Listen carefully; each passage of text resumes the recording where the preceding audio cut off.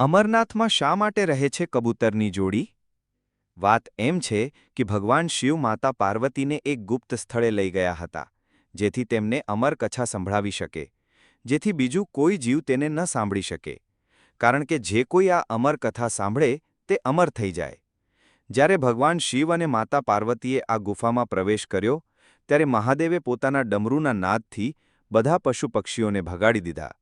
ગુફામાં કથા સંભળાવતી વખતે માતા પાર્વતીને ઊંઘ આવી ગઈ અને તેઓ ઊંઘી ગયા, પરંતુ શિવજીને આ વાતની ખબર ન પડી. તેઓ અમરકથા સંભળાવતા રહ્યા. તે સમયે ત્યાં બે સફેદ કબૂતરોની જોડી હાજર હતી, જેઓ ધ્યાનથી શિવજીની કથા સાંભળી રહ્યા હતા.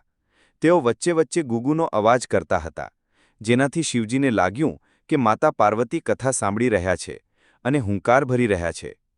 પછી જ્યારે મહાદેવની નજર કબૂતરો પર પડી, તો તેઓ ગુસ્સે થયા અને તેમને મારવા માટે આગળ વધ્યા. ત્યારે કબૂતરો બોલ્યા, પ્રભુ, અમે તમારી પાસેથી અમરકથા સાંભળી છે. જો તમે અમને મારશો તો આ અમરકથા ખોટી થઈ જશે. આ સાંભળીને શિવજીએ કબૂતરોને જીવતા રાખ્યા અને તેમને આશીર્વાદ આપ્યા. આ રીતે આ ગુફા અમરકથાની સાક્ષી બની અને તેનું નામ અમરનાથ ગુફા તરીકે પ્રસિદ્ધ થયું. ચાલો સૌ સાથે મળીને બોલીએ, હર હર મહાદેવ.